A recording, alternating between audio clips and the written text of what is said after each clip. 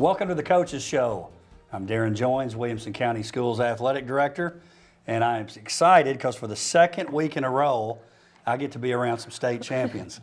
Last week, Franklin High School golf. This week, Nolensville Volleyball. Head coach Brett Young and state championship MVP Avery Young. Thank you guys for being here. Thank you for having Thanks, us. Darrin. Avery, I didn't prep you for this, but I want to know what was more exciting, winning the state title or getting your permit today? Because I know you did that before you came in. I mean, both were pretty important things, but I think I'm going to remember the state win a little bit more. It's a little more exciting. I am sure that it's more exciting. A lot of firsts there at Nolensville going on. You guys were obviously a first volleyball state champion, but the first state championship for the school. Coach, how's that feel? It was just a wonderful, wonderful season. Just to get that opportunity. We talked about it really from day one when I got a chance to meet with the girls, and talked about setting realistic expectations, but lofty ones too. And it was always out there, and it was just a magical run for us for sure. So great feeling to get to bring that trophy home for Nolensville. And Avery, you guys, one of the things I noticed is what support you had the whole time. And when I went to your matches, I was there for the district finals. I was there a couple different days at the state tournament. It really stood out to me, your support versus some of the other schools. You had to feel that as a player. It's really helpful to have all those people around, and it's really grown from even my first season as a freshman. There were not really always a lot of people around. But I think it really stepped up this year. And I think one of our biggest factors was our parents. Our parents were loud and they were excited in the game. And then the students just helped too. And I think they were probably a big factor in our state title. They were there and they were supporting us all the time. Everybody loves a winner, and you guys are certainly winners. Coach, let's talk a little background. This was your first year at the helm at Nolensville, but no spring chicken in terms of background, in terms of coaching. Talk to our audience about that a little bit. What's your background? I started out in Rutherford County at Smyrna High School. That was my first teaching and coaching gig, and started there in 1996. Started coaching volleyball in 1998. So I was at Smyrna coached for 14 years. And in 2012, my wife's also a teacher here in Williamson County, and 3 kids. My son Aiden's a senior at Nolensville, got Avery as a sophomore, and we've got a little one, Ace, as a kindergartner running around. Wow. He's at Crockett with my wife, Jill. And so had been wanting to kind of get on the same schedule and get in the county, so was fortunate enough to get a job at Hillsborough K-8 school in Leapers Fork, great school. So been coaching volleyball at the middle school level the last 7 years. We're Nolensville residents, and when Mill Creek opened, had a chance to get over to Mill Creek and get in the community. And it was really a unique situation. I had the opportunity to coach, over 80% of our roster as they filtered through Mill Creek. So it was a pretty familiar roster for me, and it was a pretty familiar setup for our kids too. So being able to do what we did in my first year, but like I said, the school being in a 4th year, and to get where the program is in that short of a time, it was happening before I got there for sure. So. Really impressive. So what month was it you knew that job was open and that you were going to have it? I think around November of about this time last year, the job opened up, and had the opportunity to interview with Dr. Harlan and Coach Hudson, and sometime around December, a little before Christmas break, got offered the job and accepted in a flash. It was such a great opportunity for me as not only a coach, but as a dad and as a family. As a coach at Mill Creek the year before, we had won the county championship. So the girls that just came through as freshmen this year, that was an awesome experience for me. But as a dad, I think I got to see the high school play 5 or 6 times last year. So to be able to mesh what I love to do as a coach, and to be able to be around Avery, and to be around just some of those kids that I had the opportunity to coach as 7th and 8th graders at Mill Creek, it really was a perfect situation for me professionally and also for my family too. Avery, how did you feel when you first heard that Dad was going to be the coach? I mean, I was a little nervous at first for sure, and I was definitely scared about what other people were kind of thinking about it. I mean, I was excited. I'd played for him my 7th and 8th grade year at Mill Creek, so I kind of had like an idea of what it was going to be like. But I also went in knowing that his high school was like a bigger deal. Right. And like being a teenager at home, when your parent tells you to do something, you kind of want to do the opposite. So This is true. on the volleyball court, I really had to focus in on, if he tells me to do something, I've got to do it because he's not my dad here, he's my coach. That is funny. So let me ask you if you can relate to this. So I've got a good friend of mine who played for his dad. And he said one of the things he had to do early on with his teammates, because he said in the locker room sometimes it was awkward, he would have to say, look, I'm mad at him too, go ahead. Yeah. Rail on him. Does that ever happen? Don't listen, coach. I mean, definitely I'm not scared to say what I think to anyone, so I'm not too concerned about it. But definitely, it's kind of concerning if you hear people talking about him. Like, I was nervous going into the locker room, I'd hear people talking bad about him, but that was not the case at all. I mean, everyone really supported him. They were really happy to have him. It was just an overall great atmosphere. Yeah. Well, it's obvious it's a great fit. It is. And I did. As a dad, when I got offered or was going to interview for the job, I did ask her. I said, "Hey, I know I've coached you before. I know it's different when we're in high school. Would you be okay with me doing it?" And she was. So that was there's always some. There's a lot more pros than cons for sure. Right. Coaching your own kid. There's always a few things that can be brought up or could be brought up, but I thought she handled it very well. And to be honest, she probably gets it tougher than any of the other ones. Yeah. That's kind of just what a coach does. Is even if I don't mean to, I'm probably tougher on my own kid than anybody else. And she had a great year, and I was really proud of her individually and how she helped our team get where we got. And obviously that made it easier because you're such a good player. I mean, it's pretty obvious Avery needs to be in the lineup.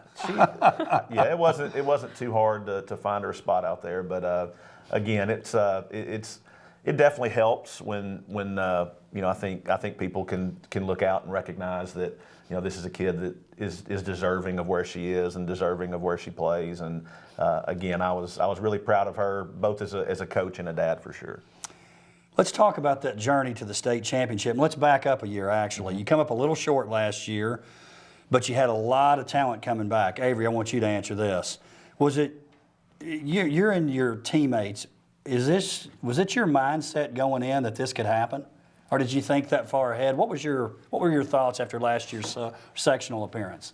I mean, definitely going into my first season as a freshman, I think we always had in our mindset that we could go to the state tournament, but I think all of us kind of knew it wasn't totally in the cards that year.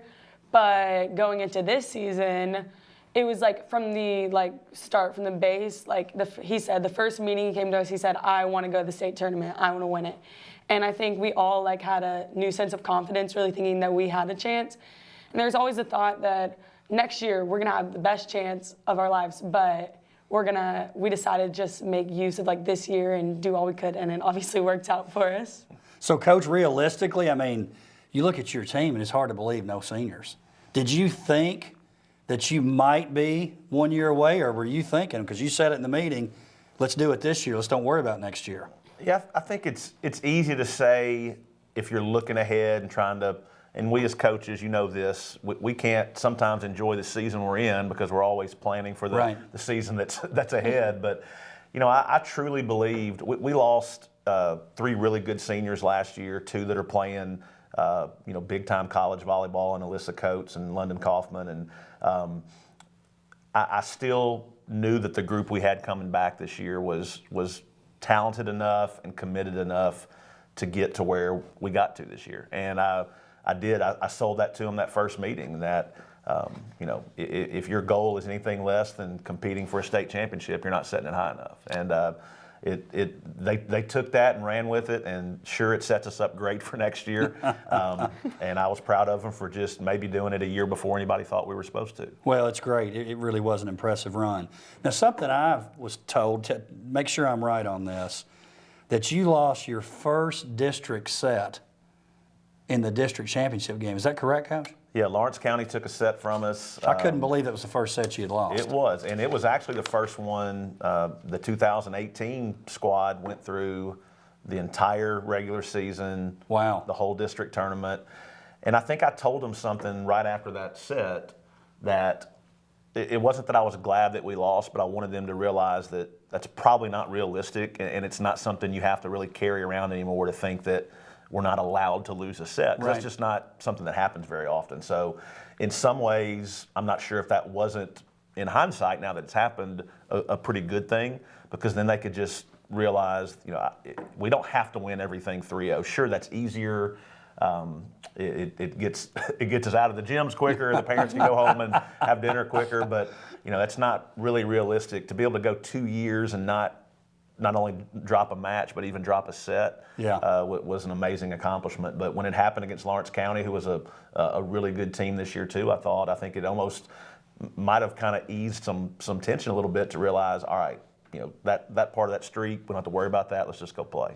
And I'm just wondering now that you're mentioning that, and we'll talk about the state championship game a little bit more here in a minute, but you lose that first set against Portland, maybe having that experience of, hey, it's okay, we lost the first set, maybe that helps you. What do you think, Avery? I think it's definitely like an important thing to know that if you lose the first set, it's not over. You still got a really good chance. And I think a lot of our games this year, we showed that even if you drop a set, it's not over.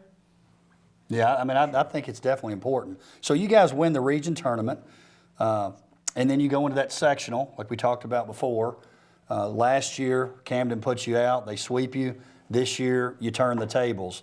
Do you think the schedule, because you tried to beef the schedule up, right? Talk about your schedule a little bit. No, we played, I made the mention to the kids and to, just some of our parent group all year that,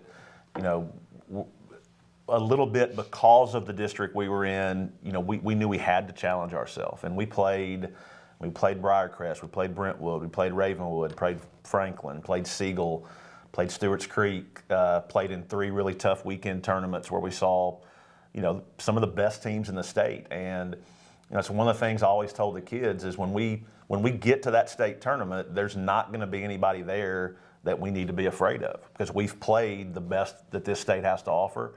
I know we'll get to Portland and talking about that championship game. Those kids at Portland and their coach and staff. That's a really, really high quality program to win back-to-back state championships is something that you definitely that's a good program. But I even told them before that championship game that we're prepared for this. You've done your work during the season. You've played these tough teams to get to where we are right now, and I think it was a factor in our run that we had those experiences throughout the season. Avery, talk about that schedule outside of the obvious, which is the state tournament. What win do you look back at and go, forget the District 2? Some of those teams he's talking about. Who's the team you knocked off where you're like, okay, we're for real? The one that sticks in my memory is Houston, who were the runner-up in the AAA division. We played them in a tournament, I think a weekend Siegel. tournament at Siegel High School, and it was definitely not easy. But I remember it being one of the most fun games. I remember having just such a good time with my team, and having so much fun, we were able to play our best and pull out a win. So I was really thinking wow, we can do this. What was the score of that match? We beat them in 3. I don't remember the exact scores, but we took the first set. That was a great team. Yeah, they took the second set. We took the third in a pretty close match. But that's one thing we had looked at. We looked over at the AAA side, and we've played Brentwood, we've played Ravenwood, we had beaten Houston, we had beaten Collierville, we had beaten Cookville. So here we are as a AA team, had pushed ourselves and played, over half of the AAA field with 3 wins in there. So, we just felt we were a confident group this year. I don't think we were a cocky group. I think we were a confident group, and I think to be good, you have to have confidence in yourself and know that you can compete, and these kids did an awesome job of it all year. So, Coach, you win the region, you win the sectional, you move on to the state tournament. I got a chance to talk to Coach Hudson and Dr. Harlan before that first match, and you felt like, hey, this is a pretty good draw in terms of where we're at. Talk a little bit more about that, how it's set up for you guys. You know, it's how you have to do it in high school. I get it. There's not a selection committee that's, seeding 1 through 8, because to be honest, there's very few people in the state that have probably seen all those teams play. So you kind of have to blind draw it like we do, in basketball and baseball and everything else. And, not that there's any teams you're just dying to avoid, but when we got our draw, it was, I thought, set up nice for us. And, you still had to show up and play. It wasn't like, we were handed anything into the winners bracket finals. I mean, Sullivan South in that second match of the state tournament on day 1 pushed us, and we ended up getting a really tough win in 5 sets. But, getting to the state tournament is step 1, and then obviously once you get there, taking a breath, stepping back, and realizing, now we got to go win 4 more times. And, just getting those first 2 on that day 1, it puts you in such a good spot where we were able to, lose to Portland in that winners bracket finals. Not that that's anything we were wanting to do, but if you lose early, you're battling back. You got to win 3, 4, 5 in a row in that losers bracket. Whereas we had to play a really good East Hamilton team later in the day on day 2 to get another shot at Portland, which is how it worked out for us. Avery, talk about the nerves, maybe. Livingston Academy, the match start. Talk about that feeling. Wow. It's hard to even describe how nervous I was. And I don't think I'm typically a nervous person, but that was the first time going to the game where I was like, wow, I can't breathe. So it was a little scary, and I think definitely you could tell at the beginning of that set that we were all nervous, but then we settled in and we played like the players we all are, and we got it done that first game. And people, because I've watched this team too. That Sullivan South team was a good team too. Talk about that match a little bit, Avery. They were, going into it, I don't think we thought it was going to be as hard of a match. I definitely don't think I thought it was going to go to 5. So they were just a very scrappy team, and they knew what they were doing, and they just put up a very good fight, and it was a good experience to go through a team like that. You talk about losing that match to Portland 3-1, and I had people telling me too, they loved the crowd participation from both sides. It was competitive. Wasn't really too nasty. They're talking about that semifinal or that championship match of the winners bracket. In fact, the students sat next to each other, the way it was set up. And I talked to David Woods, I told you this, good friend of mine, who's the principal at Portland and knows volleyball. He's actually officiated at the state level. He loved the way you coached your team. He loved the way you guys played. Nothing but respect. And he talked about how special that first match was even with your 2 teams. Sure. East Hamilton. I watched the Portland-East Hamilton match, and when I saw that you guys lost, because I didn't go to day 2, I saw that you guys lost. I thought, man, that's going to be really tough, because East Hamilton was really good. Talk about the mindset and how you bounce back, because really you look at that and go, if we don't have the right mindset, we're going to lose 2 in a row. Sure. Talk about what you said to the team and how you guys got ready for that, Coach. Sure. Well, the kids were obviously a little disappointed after the first Portland match, and we had a couple matches in between ours to kind of gather a little bit. And what I tried to sell them on is we're really in the exact same situation that we were 2 hours ago. We're 1 win away from getting to play for a state championship, and that's why that going back to day 1 was so important to get those 2 in a row. But East Hamilton was probably the most athletic team in the entire tournament. Yeah. They had 2 hitters that were just so tough to deal with. And aren't they Division I level players? When I watch them, I go, that looks like big time players. Well, and I don't know the kids' names, but I know there was 2 sisters. There's one of them is a D1 basketball commit to I think Mississippi State. They're just really high level athletes that were out there, and if they wanted to go, if volleyball was their choice of their where they want to do with their careers, they could easily do that as well. But that was a really good win for us. I was watching. We're 3 weeks out right now, and I've probably watched the championship game about 10 times. And I was a couple days ago at lunch. I just had huddle up, and I was watching the last set of that East Hamilton game. And it's funny, some of the things you kind of forget. We had. I think we were down 22-21 in the fourth set of that East Hamilton game, and scored the last 4 points to take that win 3-1. And just amazing how really in all sports, but in volleyball, how small the margin for error is, and you can be talking about, hey, third place finish this year, or 1 or 2 points swing it, and you're able to play for a championship the next day. So I thought that win was a gutty win by our kids, because we just, Portland kind of handed it to us that day, and to be able to come back and just step up and take a win against a really, really strong team, and then put ourselves in position to play in the championship the next day. Avery, do you think the fact that you had already played Portland the day before helped you in the championship game? I think it did, because I think we had a chance to kind of study their tendencies. I think we all knew who their go-to hitter was, but just figure out like their weak spots and stuff like that. And also the fact that we had won a set against them, I think we kind of knew that it wasn't impossible. Like, we had a chance to do it, but it was also super nerve-wracking going into playing a team that you lost less than 24 hours ago. The thing that really impressed me, you're playing in that championship, and I'm not a volleyball expert, but I've been around sports a lot. You're playing the two-time defending champions. They beat you the day before. You're up 24-20 in set one, and you lose. And if I were going to put $100 on it, I would have probably put it on Portland. When you look at those things, hey, you just lost the first set in a tough fashion.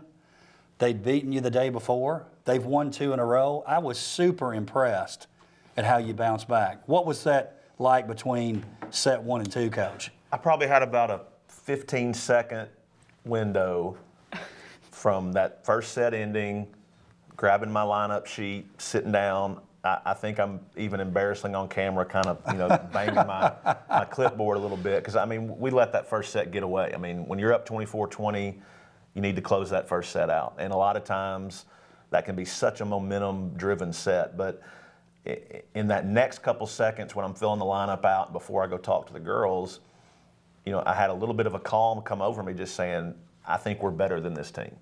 I think they might have the best player in this tournament. The Pippin kid from Portland was phenomenal. 14, right? Yes. And I think in that first set, she had 10 or 12 kills already in that first set. Yeah. But I truly, we as coaches, sometimes you got to tell your team and get your team in the right frame of mind. And I was genuinely honest with them when I told them before set 2, I think they have the best player. We have the best team. And for those next 3 sets, we played like it. And so proud of how they bounced back, because that could have been I've seen teams lose that type of set, get drilled in set 2 and 3, then you're done. And I thought they did a great job of moving forward and finding a way to kind of right that ship and realize, you know what, I think we are better, and let's go prove it. Avery, I had to give you confidence to hear him say that. Definitely. He is a coach who wants it, I think, just as much as the players. He stands on the sidelines, he's jumping up and down, he's screaming. He's got so much energy, and I really think that it carries over into the players and my teammates. And I think it's really inspiring to have a coach that cares so much. Now you're 1 set all. You go into set 3, and you get the feeling, at least I did, you guys probably don't totally agree with this, but I'm thinking whoever wins set 3 is going to win.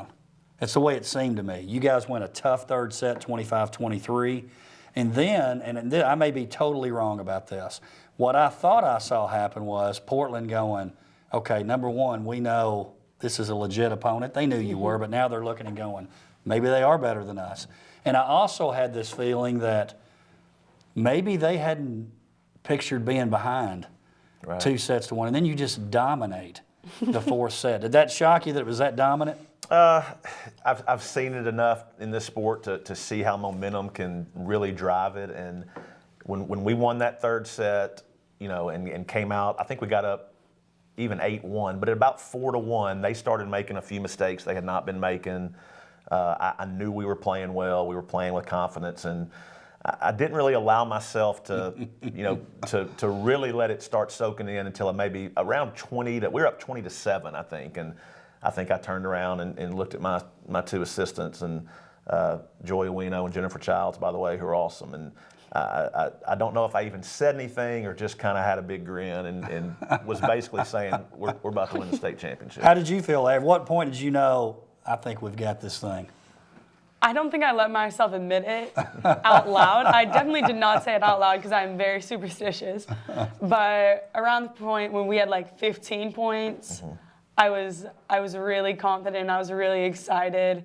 And I was just even more excited when we had good plays and when we had an error or anything. I think we all just kind of let it roll off our backs and just focused on, hey, we've got this big lead. Let's stick with it. Let's do what we can. Let's go win the state championship. Coach, talk about in that final, Lauren Stark, 36 digs in the final.